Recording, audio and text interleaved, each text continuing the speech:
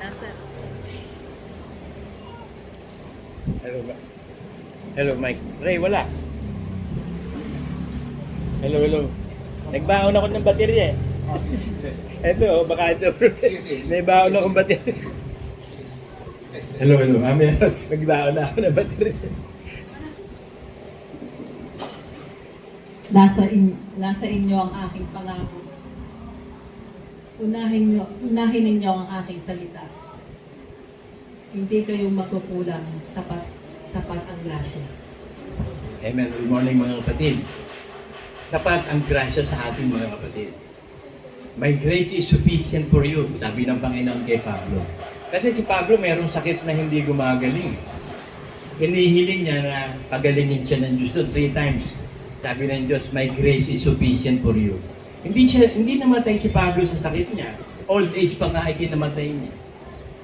Ngayon, ang sinasabi ng Panginoon sa atin dito sa lupa, na ibigay na yung masama. So, ibig sabihin, bailiwick, baluarte, teritoryo ni Satanas ang mundo.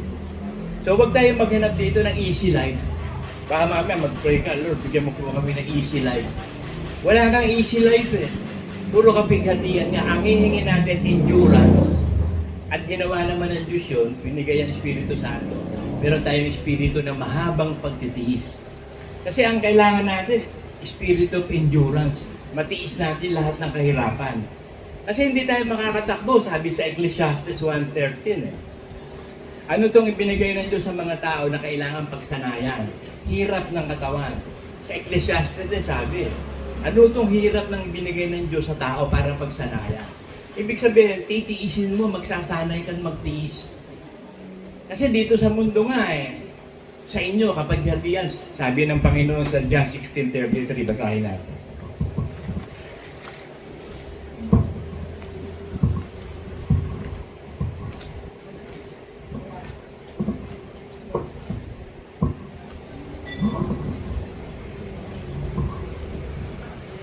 Ang mga bagay na ito ay sinasabi ko sa inyo upang kayo magkaroon sa akin ng kapayapaan.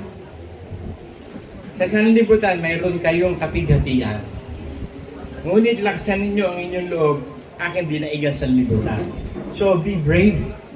Lakasan lang natin ang loob natin, maging matatag tayo sa pananampalataya, hindi tayo pababayaan ng Diyos. Walang pagsubok na ibinigay ng Diyos na hindi natin makakaya. Nagbigay din siya ng paraan para manalo tayo. Sabi sa 1 Corinthians 10:13.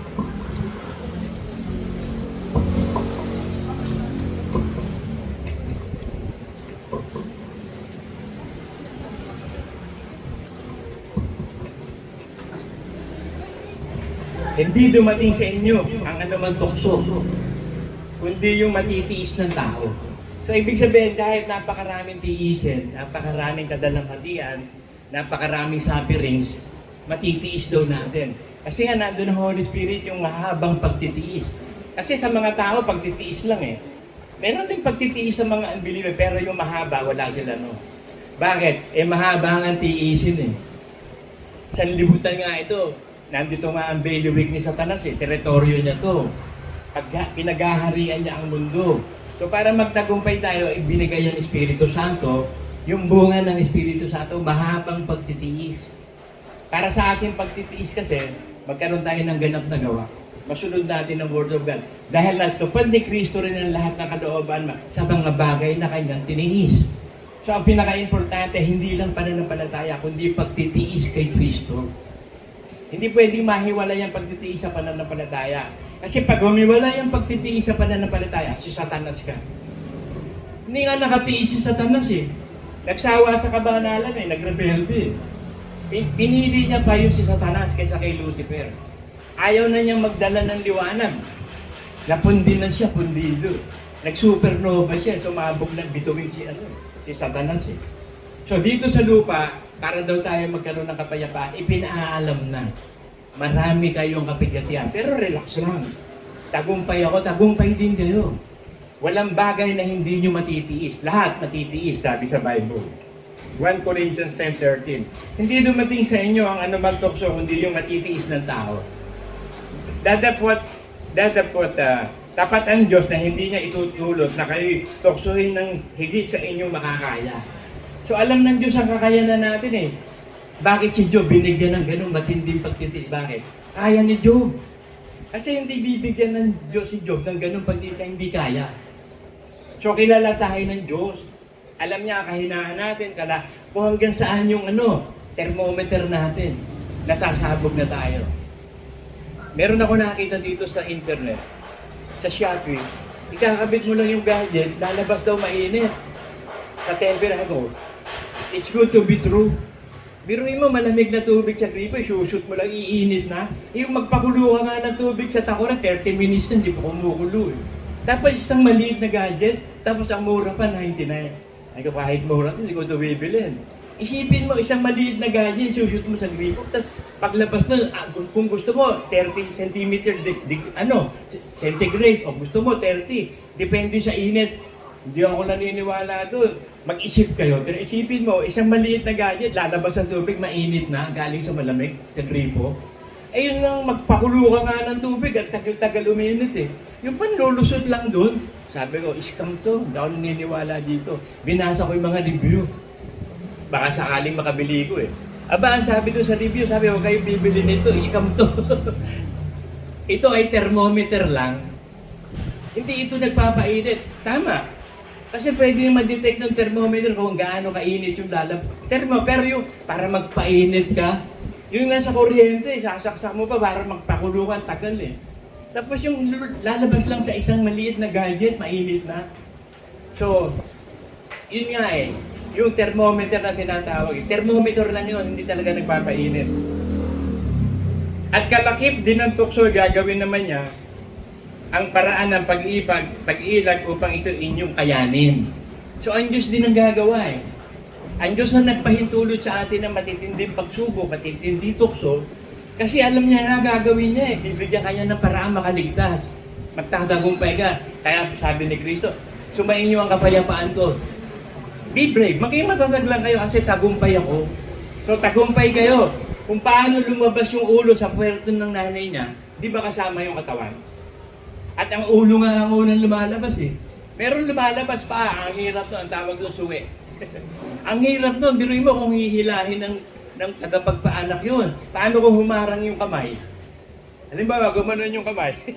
Di ba ang hirap, alisin nyo parang pana. Tingnan nyo yung mga sword nung araw, yung mga weapon nung araw, yung pana, maganda yun eh.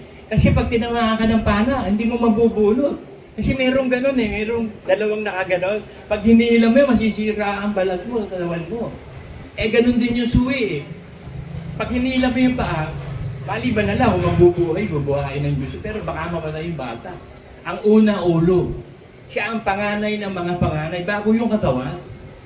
So inusik si Kristo, naghirap si Kristo, o sige tayo, maghihirap tayo. Pero ang kagandahan, binigyan na ng Diyos ng paraan para makaligtas tayo. Sabi sa Psalm, napakaraming kapigatian na matuwid, subalit ililigtas sila ng Diyos sa lahat ng iyon. So kahit gaano karami, walang problema ba? Ililigtas naman eh. Ano problema?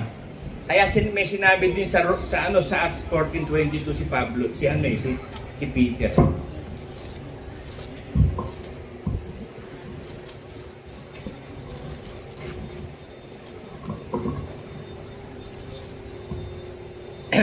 Na pinatitibay ang mga kaluluwa ng mga alagad. Yun din ang sabi ni Kristo, magpakatatag kayo, magsitibay kayo. Pagkat dito sa lupa, napakaraming kapigatian. Yun din ang sinasabi ni Pedro sa iglesia. Na pinatitibay ang mga kaluluwa ng mga alagad at inaaralan sila na magsipanatili sa pananampalataya at sa pamamagitan ng maraming mga kapigatian ay kinakailangan magsipasok tayo sa kaharian ng Diyos. So, maraming kapigatian. Hindi nyo napapansin, ang dami nating kapigatian, lalo pag nag-iedad na. Yung sakit. Yan ang pinakamatinding kapigatian natin eh.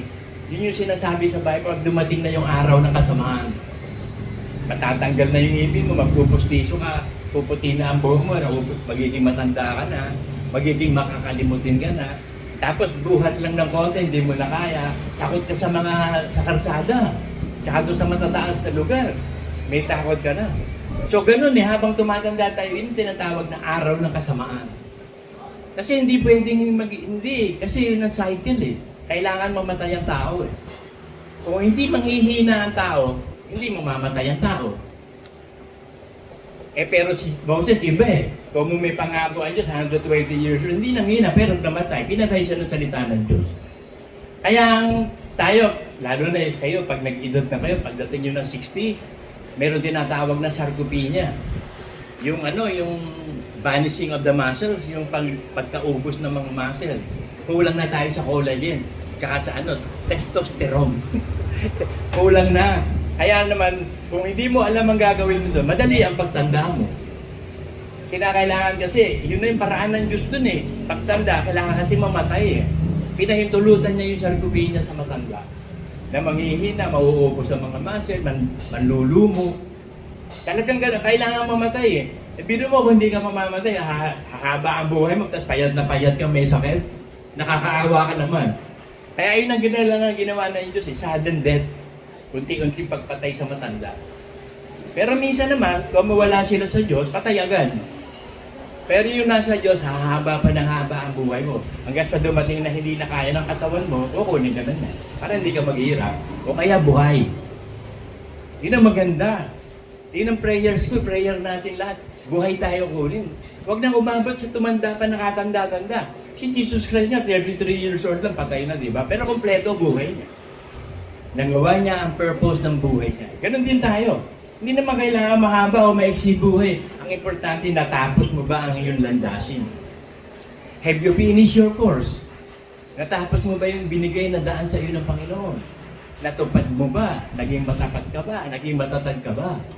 So yun ang sinasabi ng Diyos sa atin, magpakatatag tayo, magpakatibay tayo sa pananampalataya. Kasi minsan lang ang pananampalataya, hindi naman isang beses lang to eh. Bakit isang beses binigay ng Diyos sa pananampalataya? Tunay siya. Bibigyan niya ng tunay na pananampalataya, yung tunay na anak niya. So walang error eh. Walang foul. Walang pagkakamali ang Diyos. Pag ikaw anak ng Diyos, bibigyan ka ng espiritu ng pananampalataya. Siya magsisimula sa iyo, siya magtatapos. Finish business. Walang unfinished business ng Diyos. Lahat ng gawa ng Diyos, di ba sinabi niya? At sinabi ng Diyos, ang lahat ng kanyang paggawa ay mabuti. It's very good. At natapos niya at nagpahinga siya sa kanyang paggawa. So, finish business, di ba? Sa simula pa lang, finish business. So, lahat ng bagay, finish business ng Diyos. Wala yung sinasabing untimely death. Walang ganun. Sabi, untimely death siya. Unfinished, hindi, tapos na. Tapos na yung grace period niya, kaya nga pinatay ng Diyos yan eh. Kasi ang Diyos ang pumapatay. Pag namatay ang isang tao, kalooban na ng Diyos yun. Kaya mapalad tayo, pwedeng pahabain ng Diyos ang buhay natin. Yung unbeliever, hindi eh. Pag tinakdaan niya ng kamatayan yun at naging masama pa, papatayin niya agad. Pero tayo, na mga anak ng Diyos, nagtakda ng kamatayan sa atin. Pero kung natatakot ka sa Kanya, sumusunod ka sa Kanya, pahabain ang buhay mo. Kaya wala tayong gagawin, kundi matakot sa Diyos. Ano ba yung matakot sa Diyos? Ecclesiastes 13.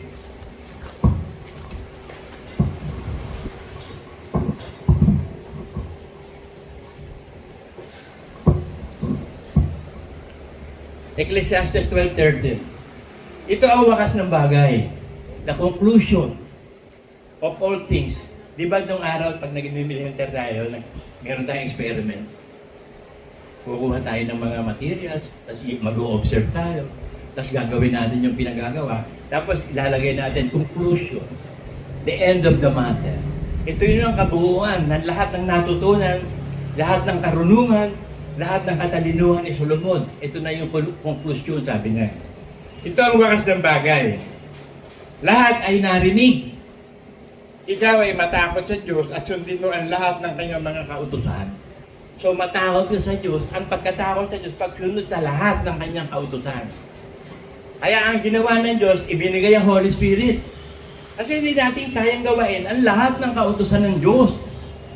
Walang mabuti o banal sa lupa na hindi nagkakasala. Hindi natin masusunod lahat. Kaya ang ginawa ng Diyos, awat habag. It is a free gift by faith. Hindi na sa kautusan. Kasi kapag sa kautusan, walang maliligtas. Nakasumpaan na sa ilalim ng kautusan. Kautusan ni Kristo pananampalataya. Ibinilang na tayong matuwid, banal sa pamamagitan ng pananampalataya. Pero ito nga ang wakas ng lahat ng bagay. Sinasabi ni Solomon na pinakamatalinong hari sa buong mundo. Wala nang tatalo sa kanya kahit sa panahon pandarating. Pati sa kayamanan, walang tatalo sa kanya. Ito ang wakas ng lahat ng bagay. Lahat na ikaw ay matakot sa Diyos, sundin mo ang kanyang mga utos sapagkat ito ang buong katungkulan ng tao. This is the whole responsibility of mankind. Ito ang katungkulan natin, ang magpakabanal-banal. Ngayon, nakita ng Diyos, hindi naman lahat magpapakabanal-banal. Hindi lahat mananampalataya sa Kanya. So, pinili niya lang, yung sa sampalataya, alam niya kung sino eh. So, sa simula pa lang, kilala na tayo ng Diyos. So, pinili na niya yun sa Kanya. Yung pinili niya sa Kanya, isinulat niya sa aklat ng buhay. Ngayon, lahat ng nasa aklat ng buhay, hindi nahahatulan. Ang hahatulan lang yung kumain sa bunga ng pagkaalam ng tama at mali. At ang una doon, si Satanas. Pero ang hatol kay Satanas, kasabay din ang paghatol sa last judgment. Kasi kung hahatulan agad si Satanas, magrarally yan. Ba't ganun? Unfair. Unfair naman. Yan naging unfair. Ba't siya lang? Siya lang ba may kasalanan? Hindi ba napakaraming taong makasalanan? Ba't siya lang? Kaya isasabay na rin siya sa mga taong makasalanan. Sa mga hindi mananampalataya. Isasabay-sabay na siya sa dagat-dagatang apoy. Kaya ang magagawa natin, mga kapatid, sabi dito sa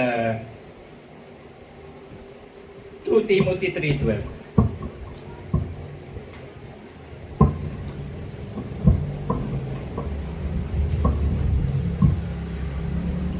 oo, lahat ng ibig mabuhay sa kabanalan kay Kristo Jesus ay magbabata ng pag-uusig. So sigurado yun. Pag pinili mo na magpakabanal-banal. Kasi hindi pa naman lagi, hindi naman weather ang buhay nung araw, hindi naman din ako nagpapakabanal-banal eh. Kasi lagi kong ginagamit na example sarili ko. Sino pa to? Totoo mo? Di sarili mo. Pastor na ako, mga kapatid. Hindi pa rin ako nag-iigapot ng dugo. Tsaka nakakita ng pastor, hindi nag-iigapot ng dugo. Kasi wala pa nga dumarating sa akin ang revelation dun eh. Kasi there is time for everything. Si Brother Manny nga sabi niya, ang mga anak ko nag-give of thanks, ako wala eh. Bago ibinigay ng Diyos sa kanya, there is time for everything. Nung udyukan lang ako ng Diyos mag-igapot ng doon, nung humanga ako kay Manuel. Biruin mo, gustong-gusto ni Manuel man napalatay ko, huwag na, mahirap eh. Sabi ko, ilibre mo ko ito, ay sweldo namin. Oh. Di punta kami kay Pastor Pete. Pagkatapos niya mabaptize sa Spirit, nagkaroon ng gift of tongues. Aba, nagigabot handog si Manuel. Sabi ko, talo-talo ako nitong taon to. Ako hindi pa nag-iigat. Sumunod na linggo nun, nung sumweldo ko, nag-iigapot ako. Sabi ko, si Manuel din ang tagasunod ko ngayon. Si Manuel din talaga bunga ng pananampalataya. Siya yung talagang ibinigay ng Diyos sa akin na backup pilot ko, sabi ko nga sa inyo. Ang iglesia natin, isang bisikleta na lang, 2 nagdadrive. Ako yung sa unahan, si Manuel yung sa likod. Kasi napatunayan na rin, matapat talaga si Manuel. Ang dami rin dinaan ng pagsubok niya, naging matapat, para din si David yan eh. Hindi nyo alam ang istorya na tsaka na yun. So ibig sabihin, ang iglesia na natin, pinamumunuan na niya sa pamamagitan ko at ni Manuel. So, tatakbo ng mabuti ang iglesia, bakit? Ang susundin ko lang word of God eh. Ang dadaanan ko lang salita ng Diyos, kasama ko si Manuel. Hindi, maliban na lang kung tumalun siya doon, ba? Ba't naman tatalo, may revelation din siya. So mga kapatid, yun yung endurance. Napaka-importante ng endurance. Sabi sa James 1.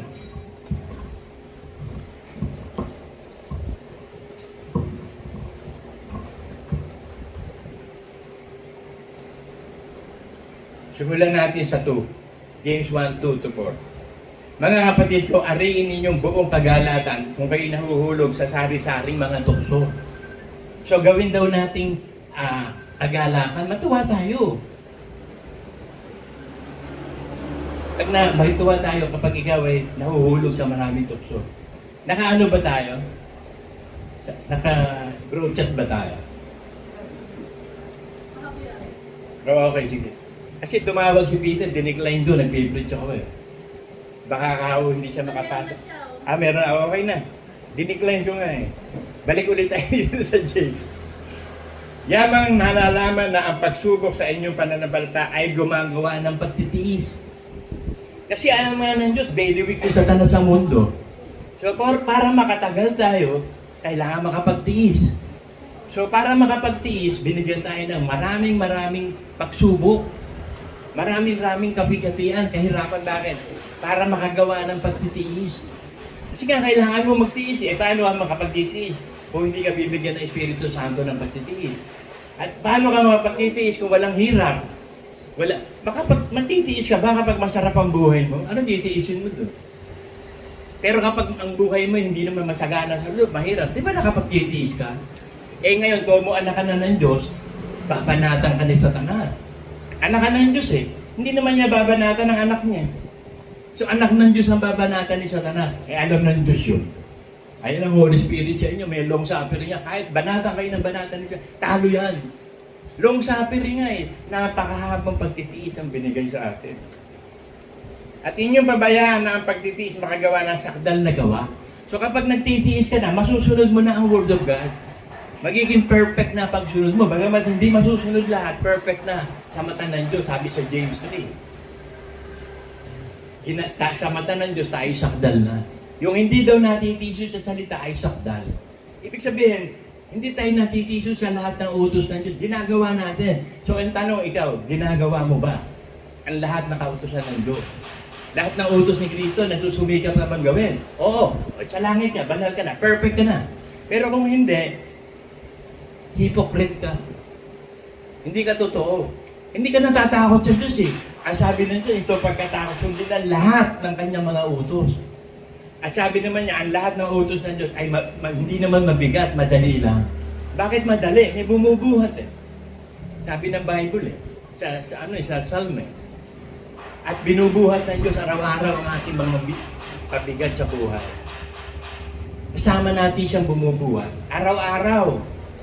Araw-araw tayo binibigyan ng Diyos ng kalayaan pumili. Kailangan mo lang magpakatatag na piliin ang pananampalataya. Piliin mo magtiis ka, magtiyaga ka para makagawa ng sakdal na gawa. Upang kayo maging sakdal at ganap na walang anumang kakulangan. So perfect. So, ang plano ng Diyos, maging perfect Be ye perfect, for the Father in heaven is perfect. So, para maging perfect at makagawa ng ganap na gawa, dadaan ka sa maraming pagsubok. Katulad ni Kristo, ipinakita ng Ama sa Kanya, dadaanan niya. Sabi niya, Ama, pwede bang wag na to? Yung cup of suffering, binigay sa Kanya. Kaya sabi niya, maiinuman niyo nga ang kopang ininuman ko. Pero ang pagbibigay ng gantimpala, nasa kamay ng Ama. Pero sabi niya, Ama, hindi yung kalooban ko, kundi kalooban mo. Let your will be done. Kaya yun nangyari. Kaya sabi ni Kristo, be brave. Be courageous. Maging matatag lang kayo, maging matapang lang kayo. Kasi sinasabi naman niya na tagumpay na siya, magkaroon kayo ng kapayapaan sa akin. Tagumpay ako, tagumpay kayo. Lumabas yung ulo, dadon-dadon. Di lalabas din yung katawan. Alam nga naman lumabas yung ulo, hindi lumabas yung katawan. Madali nang hilangin yun Ang importante makalabas ang ulo. Sabi ko nga, yung suwi ang mahirap. Pag nauna yung paa. Once in a blue moon lang siguro yung gano'n. Out of 100, isa lang siguro yung suwi. O baka 1,000 pa nga siguro. Kasi abnormal na panganganak yan Kaya ang ginagawa ng iba, yung mga nakakaintindi, tinatama nila yung posisyon ng bata. Na ilalagay nila yung ulo doon sa puwerta. Kasi nga baka ipanganak ng suwi paano kung dalawa yung ipapanganak ng dalawang suwi? Ang hirap. Yung sa isang ala, ang hirap, yung pangalawa pa.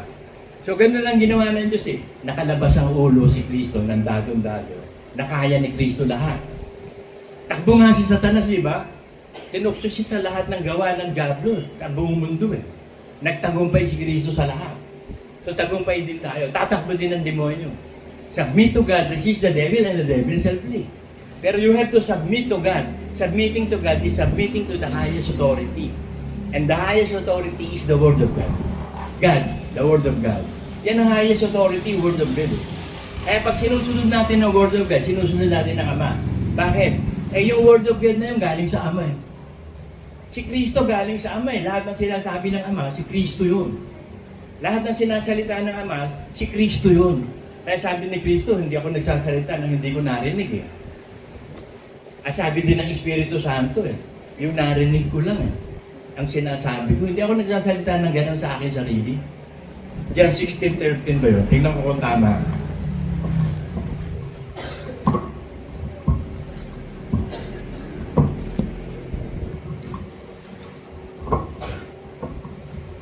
Tama. Yan 16:13.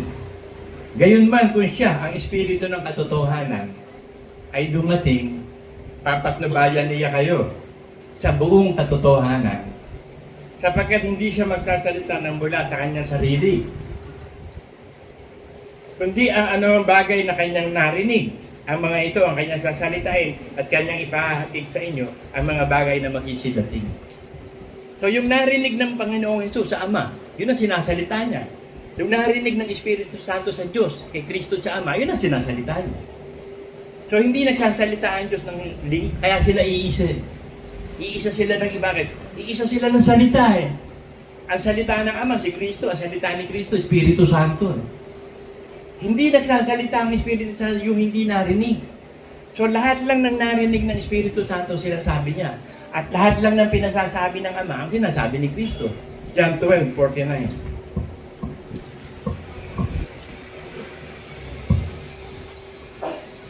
Sapagkat ako hindi nagsasalita ng mula sa aking sarili. Ito rin ang sinabi ng Holy Spirit. Hindi ako nagsasalita ng ganang aking sarili. So ibig sabihin, may batayan ang sinasabi ng Espiritu Santo at ni Kristo. Ganon din tayo. May batayan ang sinasabi natin, ipinamumuhay natin. Ang Diyos, ang Ama, ang Espiritu Santo at si Kristo. Iisa lang ang Diyos eh. At nalalaman ko na ang kanyang utos ay buhay na walang hanggan. Ang mga bagay nga na ito at sinasalita ko sa inyo kung ano ang sinasabi sa akin ng Ama, gayon ko sinasalita. Ganon ka-submissive ang Diyos sa Diyos. Eh, mga Diyos din tayo. Ganon ka-submissive tayo sa Diyos. Kung paano sasambahin ng Ama, ni Kristo at Espiritu Santo, ganon din tayo. Sinasambag din natin ang Ama sa pamamagitan ng Espiritu Santo at si Kristo. Kaya sa langit, magkakaroon na isang worship, the grand worship. Isang matinding pagsamba sa langit. Pag nandun na tayong lahat. Lahat ng anak ng Diyos, kumpleto na. Nandun ang Ama, si Jesus, ang Espiritu Santo. Lahat ng mga anghel, ready na. Sayang nga lang si Lucifer. Sa kanya ibinigay ang pagkakataon mag-direct ng worship to, grand worship, once in a lifetime, once in eternity. Hindi pa nangyari. Bakit? Hinulog niya yung liwanag sa kanya. Pinili niya magdilim. Yun ang choice niya. Ay di gagawa ang Diyos ng impyerno. Wala sanang impyerno eh. Eh kaso gagawa na. Bakit? Nagkasala si Lucifer, naging si Satanas eh. So para makaganti si Lucifer sa Diyos, dinaya niya si Eva. Sa ahas siya. Para makalapit kay Eva. Kasi kung siya yung isang napakabuting anghel, hindi siya makakalapit kay Eva. Hindi niya magogoyo yun. Para magoyo niya, nagsaahas. Bakit? Eh, nasa puno pa, hindi maglambitin sa mukha, in your face, sa mukha ni Eva. Tsutsutan niya lang. Sabihin ako talaga, chika-chika. Totoo ba yung sinabi sa inyo ng Diyos? Oo, sabi niya. Sabi nga, huwag daw hihipo. Nagdagdag pa si Eva eh. Huwag daw kakainin. Wala namang utos na hihipuin. At sinabi lang, huwag kakainin. Si Eva talaga sinungaling na sa umpisa. Pero kita mo, nadaya ng demonyo sa Eva. Ang galing eh. Ang galing mag-ibanghelyo ni Satanas. Nagoyo niya sa Eva. Bakit? Walang muwang eh. Inosente. O ngayon, dinaya naman ni Eva si Adan. Hindi natin alam kung ano dahilan. Pagdating sa langit, hindi na tayo magtatanong ng anong tanong. Sabi sa John 16:24 yata. Tingnan ko yung tama.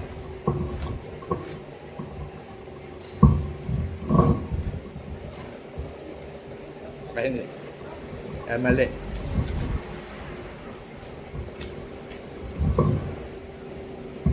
Hindi pala 24:23. John 16:23. At sa araw na yaon, ay hindi kayo magtatanong sa akin ng anumang tanong. Tamang-tama ang iglesia natin talaga. Iglesia na walang tanong. Kasi sa langit, hindi ka na magtatanong. Pero dito pala sa lupa, ayaw na natin magtanong. Tagalangit nga tayo. Kasi pagdating sa langit, wala ka na itatanong Kaya pagkatapos ng Thursday prayer natin, iglesia nang walang tanong, may tanong ba? Tapos sabi dito sa Bible, eksakto tayo sa Bible.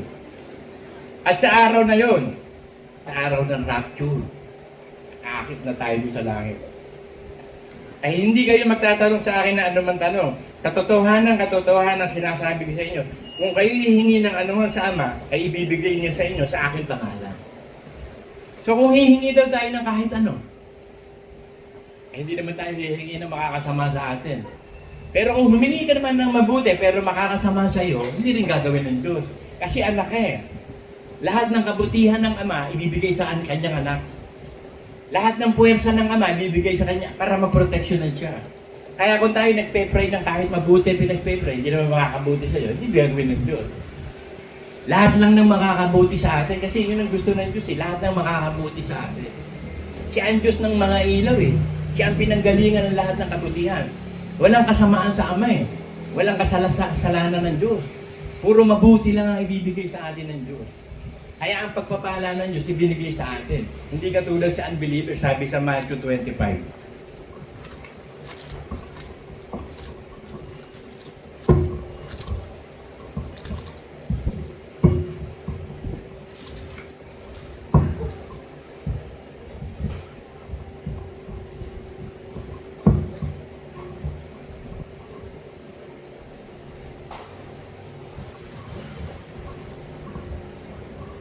Simulan muna natin sa 34.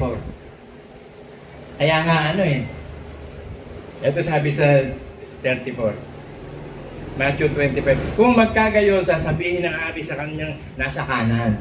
Kasi pinagpala tayo ng Diyos, di tayo nakasumpa eh. Magsiparito kayo. Mga pinagpala ng aking Ama. Manahin ninyo ang kaharian na hahanda sa inyo, buhat pa ng itatagal sa libutan. So buhat pa nung itatagal sa libutan, meron ng New Jerusalem. Meron ng bahay ang Ama doon sa langit, sa third heaven. Doon tayo titira. Lahat ng anak ng Diyos doon titira. Malapit na yun. Pagdating sa 41 naman, ito sabi sa mga nakasumpa kay Lucifer. Nagsawa ito sa kabanalan eh. Ayaw na maging banal eh. Gusto si Satanas na lumaban eh. Hindi na kontento, gusto niya may kontrabida. Ayaw, nagkaroon ng kontrabida. Si Paquito Diaz to. Kung magkagayon, sasabihin naman niya sa mga nasa kaliwa, magsilayo kayo sa akin, kayo mga isinumpa. At pasaapoy na walang hanggan na inihanda sa diablo at sa kanyang mga anghel. So inihanda sa diablo at sa kanyang mga anghel. Kasi nagkaroon nga siya ng angels eh. Demonic angels na eh.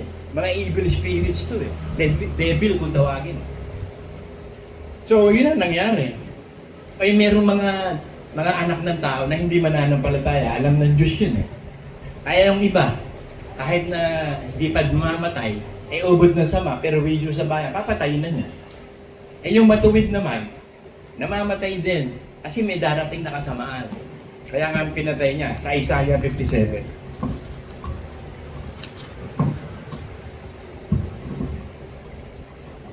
Kasi kapag namatay na nga, alooban na ng Diyos yun.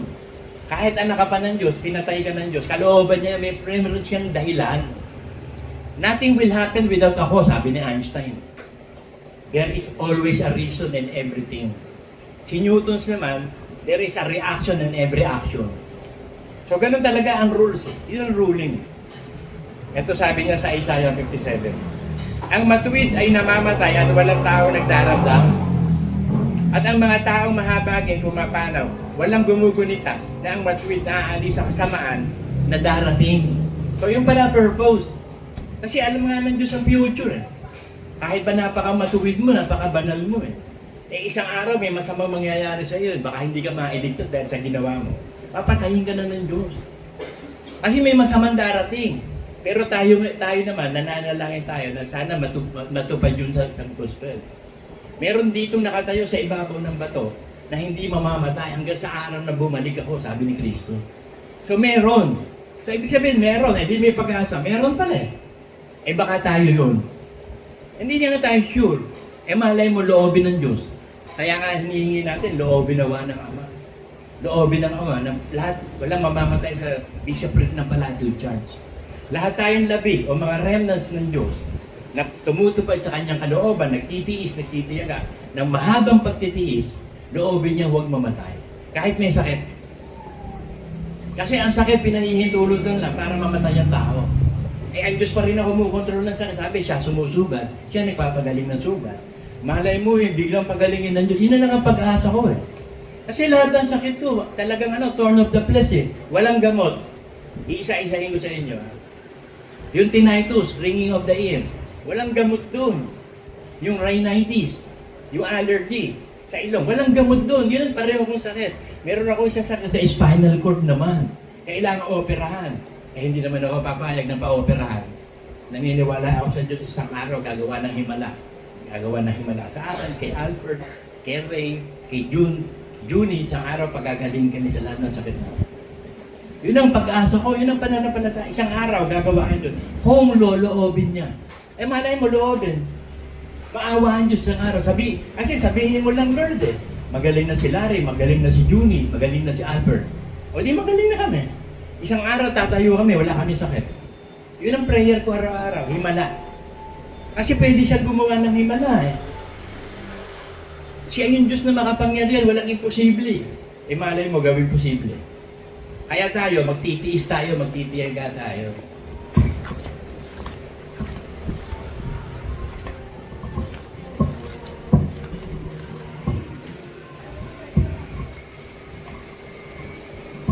Pero meron sinasabi dito sa Philippians 1:27.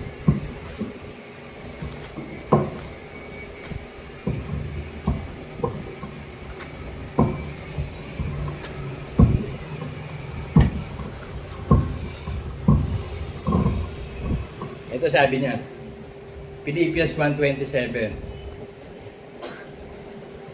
hanggang 29. Ang inyo lamang pamumuhay ay maging karapat-dapat sa Ebanghelyo ni Kristo. Upang maging ako ay dumating at kayo makita o wala man sa harap ko, mabalitaan ko ang inyong kalagayan na kayo matitibay sa iisang Espiritu. Na kayo nagkakaisa sa kaluluwa sa pagsusumikap sa pamamagitan ng pananampalataya sa Ebanghelyo. At anuman ay huwag kayo matakot sa sino mang kaaway na ito sa kanila ay malinaw na tanda ng kapahamakan. So kung may aapi daw sa atin, malinaw na tanda ng kapahamakan sa kanila. Kaya imbis na magalit ka sa kanila, makakawa. Bakit? Eh pag tinutulig siya ka, inaaway ka, kinakawawa ka, yun na yung tandang pupunta ng impyerno. Kung pinoy mo pupunta ng impyerno yung gumagawa ng masama sa'yo, magagalit ka pa ba doon? Maaawa ka na lang, pupunta ng impyerno. Kaya di ba naawa si Jesus Christ? Na, Ama, patawarin mo sila, hindi nila alam ang ginagawa nila eh. Ganon din yung mga yun eh. Hindi nila alam na tayo. Dapat pagpalain nila tayo para pagpalain sila. Eh hindi, inaaway ka pa, dinudusta ka pa, inaaba ka pa. Ayun ang tanda ng kapahamakan sa kanila. Pang-impyerno na talaga sila. Sapagkat tayo pinagkalooban alang-alang kay Kristo Jesus, hindi lamang sumampalataya sa Kanya, kundi upang makipagtiis din naman sa Kanya, alang-alang sa Kanya. So hindi lang pananampalataya. Kasi ang demonyo nga may pananampalataya. Si Lucifer may pananampalataya. Lahat ng demonyo, lahat ng Lucifer may pananampalataya. Pero may pagtitiis ba? Wala eh. Hindi nga nakapagtiis eh. Sumama kay Lucifer, nagsawa sila sa kabanalan. Parang tinanong ko niya, sabi yung dating barkada ko dito. Eh ano naman kung mapunta kami ng impyerno, marami naman kami doon. Klaseng katuwiran yun. Kahit daw siya ma-impyerno, marami naman kami. Hindi lang siya. Marami daw siya. Di okay lang. Hindi mo okay ka mapunta ng impyerno forever and ever. Kahit ba ang dami nyo doon eh. Eh tiyak naman madami. Kasi kaunti na lang eh. Makipot ang daan. Makitid ang landas. Papunta sa langit. At dadaan tayo sa napakaraming kapigatian bago tayo pumasok sa kaharian ng Diyos, mga kapatid. Amen.